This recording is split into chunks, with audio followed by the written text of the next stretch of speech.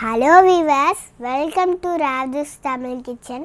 இன்றைக்கி ராவ்ஜூஸ் தமிழ் கிச்சனில் நாங்கள் இவ்வளோ நாள் வீட்டில் சமைச்சிட்டு இருந்தோம். இன்றைக்கி தோட்டத்தில் நாங்களே எனக்கு ரொம்ப ரொம்ப பிடிச்ச காளான் பிரியாணி செய்ய போகிறோம்.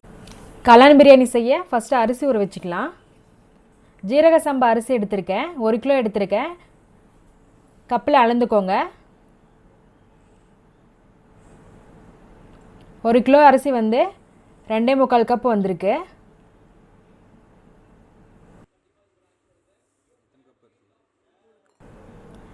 அரிசி வந்து முன்னாடியே ஊற வைக்க வேணாம். ஜீரக சம்பா அரிசிங்கிறதுனால நம்ம சமைக்கிறதுக்கு முன்னாடி ஊற வச்சா போதும்.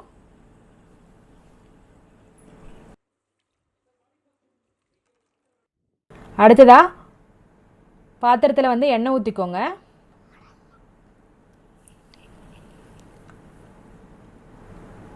ரெண்டு டீஸ்பூன் அளவு வந்து நெய் ஊற்றிக்கோங்க. அடுத்ததாக பிரியாணி இலை, பட்டை, லவங்கம், மராட்டி மூக்கு இதெல்லாம் சேர்த்துக்கோங்க. நல்லா பொரிஞ்சு வரட்டும்.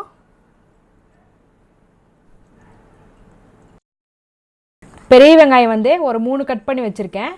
நீளமாக கட் பண்ணிக்கோங்க. வெங்காயம் நல்லா வதங்கட்டும். நல்லா வதக்கி விடுங்க. வெங்காயம் வதங்கின பிறகு காளான் சேர்த்துக்கலாம். நான் 3 பாக்கெட் காளான் எடுத்திருக்கேன். அதை வந்து நல்லா பெருசாக கட் பண்ணிக்கோங்க. பிரியாணிக்கு வந்து சின்னதாக போட்டால் வந்து தூளாயிடும். 1 கிலோ அரிசிக்கு 3 பாக்கெட் போட்டால் நல்லாயிருக்கும். இப்போ எண்ணெயிலே வந்து காளான் நல்லா வதங்கட்டும். இது வரைக்கும் ரேவதிஸ் தமிழ் கிச்சன் சேனலை சப்ஸ்கிரைப் பண்ணாதீங்க, மறக்காமல் சப்ஸ்கிரைப் பண்ணிக்கோங்க. அப்படியே பக்கத்தில் இருக்க பெல் பட்டனை கிளிக் பண்ணிக்கோங்க. அடுத்ததாக ஒரு 4 பச்சை மிளகாய் கட் பண்ணி வச்சுருக்கேன், அதை சேர்த்துக்கலாம்.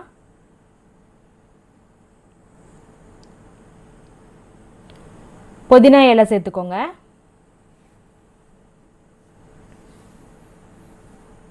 எல்லாம் சேர்த்து நல்லா மிக்ஸ் பண்ணி விடுங்க.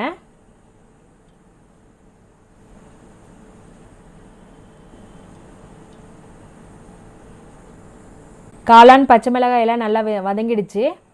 அடுத்ததாக இஞ்சி, பூண்டு, 2 பச்சை மிளகாய், கொஞ்சமாக புதினா இலை போட்டு அரைச்சி வச்சுருக்கேன், அந்த பேஸ்ட்டு சேர்த்துக்கலாம். புதினாவும் பச்சை மிளகாயும் போட்டு அரைச்சா ஃப்ளேவர் வந்து நல்லாயிருக்கும். 4 தக்காளி பழம் சேர்த்துக்கோங்க. 1 கிலோ அரிசிக்கு 4 பழம் சேர்த்துருக்கேன். தக்காளி நல்லா மசிஞ்சு வரட்டும்.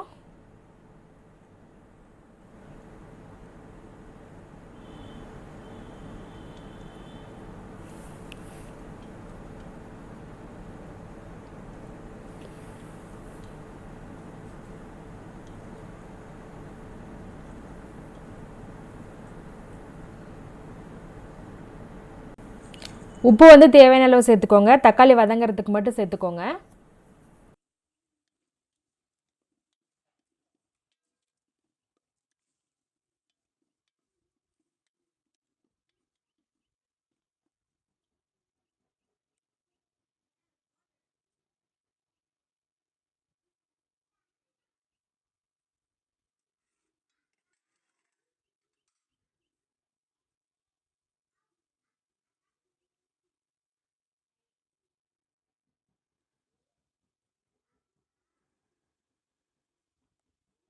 உப்பு சேர்த்து நல்லா மிக்ஸ் பண்ணி விட்டு க்ளோஸ் பண்ணி வச்சுருங்க.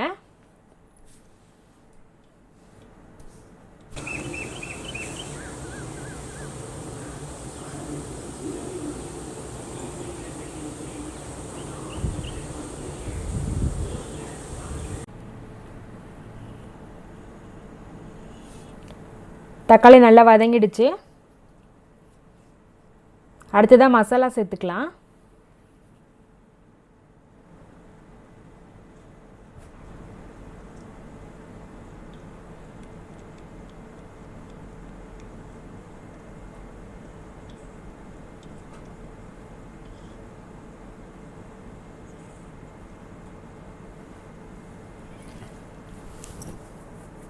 அரை டீஸ்பூன் மஞ்சள்தூள், 1.5 டீஸ்பூன் மிளகாய்த்தூள், 1.5 டீஸ்பூன் கரம் மசாலா தூள் எடுத்திருக்கேன். வேறு எந்த மசாலாவும் ஆட் பண்ணல. மசாலா சேர்த்து நல்லா மிக்ஸ் பண்ணி விடுங்க. கொஞ்சமாக மல்லி இலை எடுத்திருக்கேன்.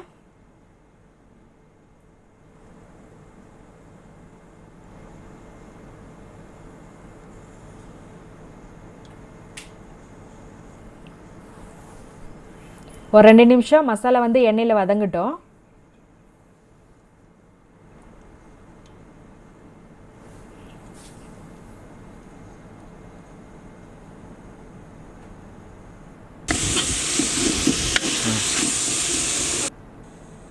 அடுத்ததாக 1/4 கப் தயிர் ஆட் பண்ணிக்கோங்க.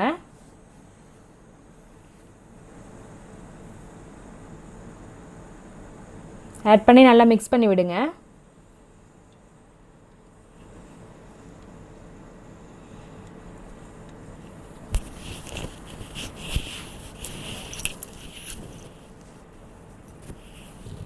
அடுத்ததாக தண்ணி சேர்த்துக்கலாம். எந்த கப்பில் வந்து அரிசி அளந்தீங்களோ அதே கப்பில் வந்து 1 கப் அரிசிக்கு 2 கப் தண்ணி ஊற்றிக்கோங்க. இப்போ நான் வந்து 2.25 கப் அரிசி சேர்த்துட்டேன். அதனால் 6 கப்புக்கு கொஞ்சம் கம்மியாக தண்ணி சேர்த்துக்கிறேன். குக்கரில் செஞ்சாலும் இதே மெஷர்மெண்ட்டு தான். 1 கப் அரிசிக்கு 2 கப் தண்ணி எடுத்துக்கோங்க.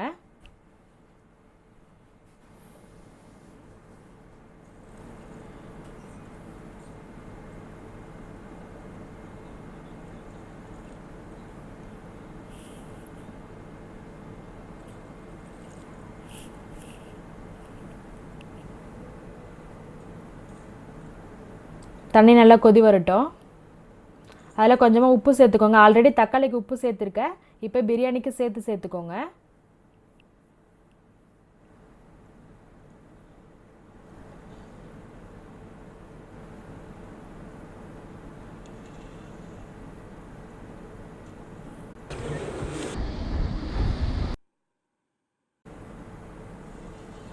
தண்ணி நல்லா கொதி வந்துருச்சு. இப்போ ஊற வச்சுருக்க அரிசி வந்து நல்லா வாஷ் பண்ணிவிட்டு தண்ணி வடிகட்டிட்டு சேர்த்துக்கோங்க.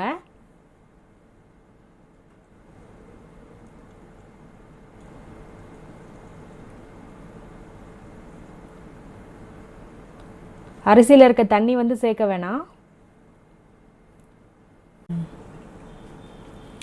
அரிசி சேர்த்து நல்லா மிக்ஸ் பண்ணி விட்டு க்ளோஸ் பண்ணி வச்சுருங்க. அடுப்பை வந்து மீடியம் ஃப்ளேமில் வச்சுக்கோங்க. ரொம்ப ஹையாக வச்சு அடி பிடிச்சிக்கும்.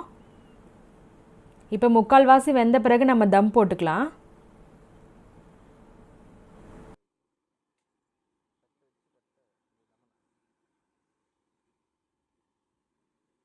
ஒரு டீஸ்பூன் லெமன் ஜூஸ் ஊற்றிக்கோங்க.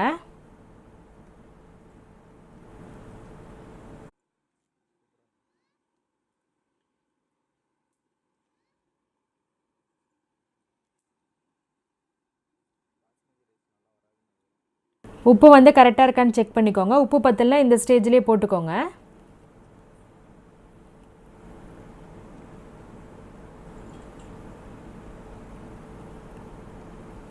நல்லா வேகட்டும்.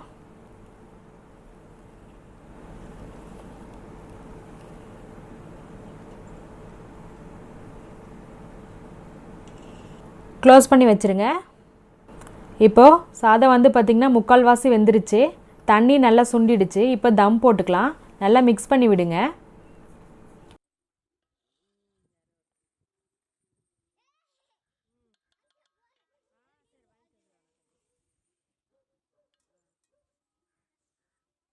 மிக்ஸ் பண்ணி ஈவனாக வந்து போட்டுக்கோங்க.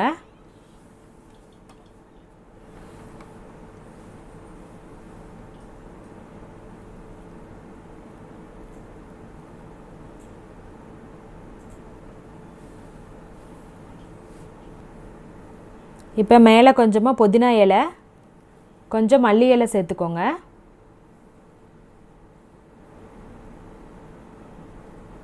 இன்னும் கொஞ்சம் டேஸ்ட் கொடுக்க கொஞ்சம் நெய் போட்டுக்கோங்க.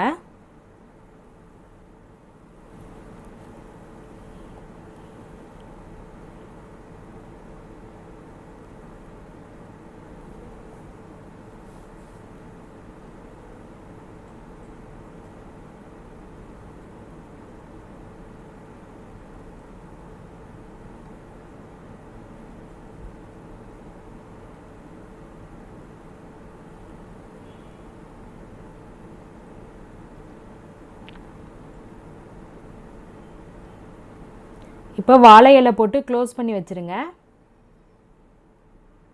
சாதத்தை போட்டு கவர் பண்ணிவிட்டு மேலே வந்து பிளேட் வச்சுக்கலாம். தம் போடும் போது அடுப்பை ஆஃப் பண்ணிவிடுங்க. பிளேட்டு மேலே நெருப்பு போட்டு தம் போட்டுக்கோங்க. ஒரு 10 நிமிஷம் தம்மில் இருக்கட்டும். 10 நிமிஷம் ஆயிடுச்சு. இப்போ எடுத்து பார்க்கலாம். சாதம் வந்து நல்லா வெந்திருக்கு. கரண்டி வச்சு மெதுவாக கிளறி விடுங்க.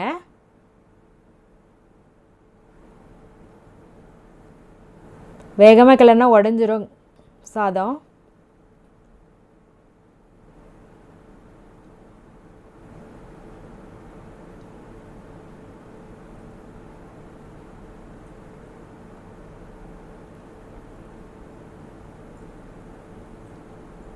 அதிகமாக எந்த ஒரு மசாலாவும் சேர்க்காமல் ரொம்ப ஈஸியாக பண்ணிட்டோம். டேஸ்ட்டும் சூப்பராக இருக்கும் மசாலா இல்லாமல். நீங்களும் இதே போல் வீட்டில் கண்டிப்பாக செஞ்சு பாருங்கள். பிடிச்சிருந்தால் எங்கள் சேனலை சப்ஸ்கிரைப் பண்ணுங்கள். மறக்காமல் பக்கத்தில் இருக்க பெல் பட்டனை கிளிக் பண்ணுங்கள். இந்த வீடியோவை உங்கள் ஃப்ரெண்ட்ஸுக்கு ஷேர் பண்ணுங்கள், லைக் பண்ணுங்கள், கமெண்ட் பண்ணுங்கள். ராவ்திஸ் தமிழ் கிச்சன் பார்க்குற எல்லாருக்கும் ரொம்ப நன்றி.